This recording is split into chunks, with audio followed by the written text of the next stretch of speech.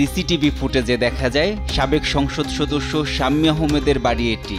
গেল 17 জুলাই রাজধানীর গুলশানের 83 নম্বর রোডের এ বাড়ি থেকে চাঁদা নিচ্ছেন বৈষম্য বিরোধী আন্দোলনের সম্মিলিত বেসরকারি বিশ্ববিদ্যালয় শাখার যুগ্ম আহ্বায়ক আব্দুর রাজ্জাক রিয়াদ এবং বাংলাদেশ গণতান্ত্রিক ছাত্র সংসদের কেন্দ্রীয় সংসদের যুগ্ম আহ্বায়ক জানে আলম অপু। সেদিন সংরক্ষিত মহিলা আসনের সংসদ সদস্য শাম্মী আহমেদের স্বামীর কাছে 50 লাখ টাকা দাবি করে 10 লাখ টাকা আদায় করে তারা।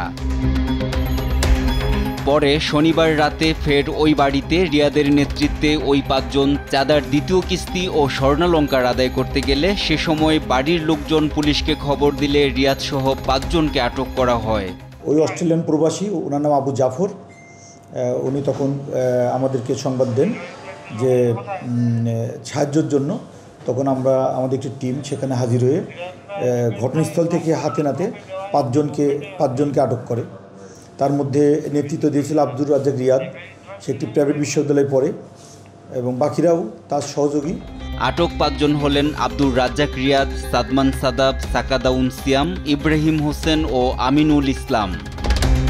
গ্রেপ্তার 5 জনকে বর্তমানে গুলশান থানা হেফাজতে রাখা হয়েছে। তাদের বিষয়ে আইনগত ব্যবস্থা প্রক্রিয়াধীন বলে জানিয়েছে পুলিশ।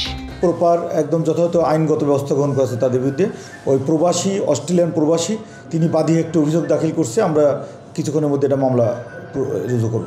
গুলশানে সমন্বয়ক পরিচয়ে চাঁদাবাজির ঘটনায় বৈষম্য বিরোধী ছাত্র আন্দোলনের ঢাকা মহানগরের আহ্বায়ক ইব্রাহিম হোসেন মুন্না, সদস্য সাকাদাউন সিয়াম ও সাদাবকে সাংগঠনিক পদ থেকে বহিষ্কার করেছে সংগঠনটি।